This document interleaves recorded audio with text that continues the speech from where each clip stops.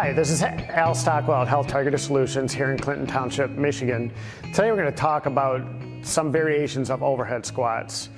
We like to think that for everyday people that are looking to lose body fat, get in shape, change their overall health, we want to do things as efficiently as possible, things being our workouts and each different exercise. So we try to kind of compile a workout that is built to work multiple muscle groups at the same time. One of those things would be the overhead squat. So as a client would come in and go through the different stages of workouts, we always want to start here to get to here. So we want to build up in a safe manner. So this would be a little bit more of an advanced movement, but we still have quite a few variations to engage more of the core. So core being from about mid-thigh to just below the chest, all the way around the body. And that, again, everybody's got a different idea of what that is, but that's the general idea behind it. So the overhead squat, which we're going to talk about today and demonstrate 3 different variations of it, will engage a lot of low back and shoulder mobility. The range of motion in the shoulder is going to be a big part of that too. So every exercise always has a progression, which we can make it harder, or a regression that we can back it up a little bit, lighten the load, or make it just a little bit easier, because obviously not everybody is built the same. Everybody's got different range of motions when it comes to their joints, whether it's just because of a prior injury or stiffness, not great movement ability, but as we get stronger, then that would change.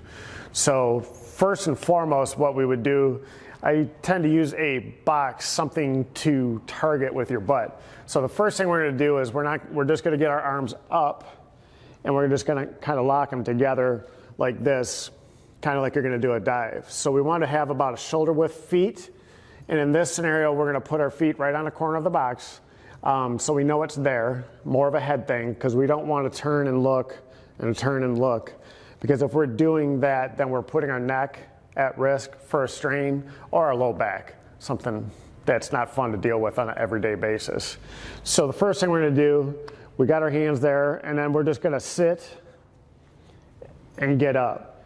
So the natural tendency when you're doing this is just to collapse forward. So we want to be able to do this while keeping that straight line from ear to hip to ankle all the way throughout the movement.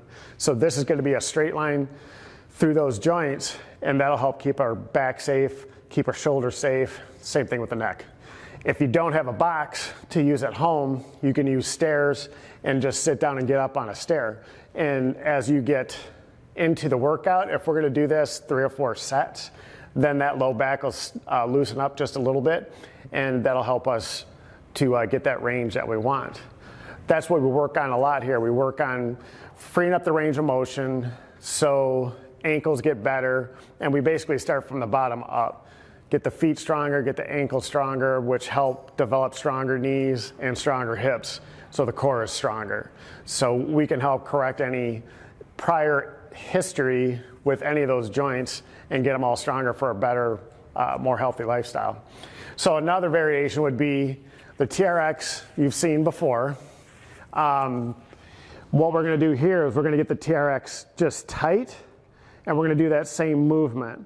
So we keep tension on the TRX throughout the movement, and that's exactly what we want in our squat. So we're not collapsing forward, we're keeping tension on the TRX, and that's challenging us into our core, the little bit of tension that we put on it, so it's engaging our low back and our abs.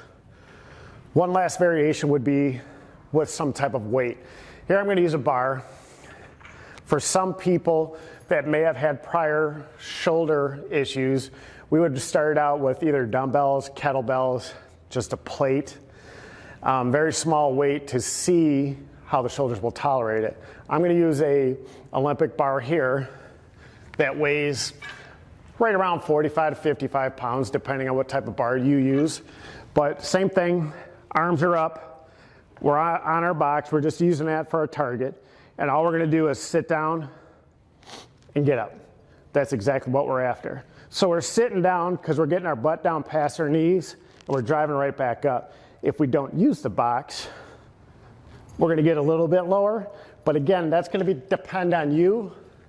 That's going to depend on how much mobility we have in our ankles and on our hips.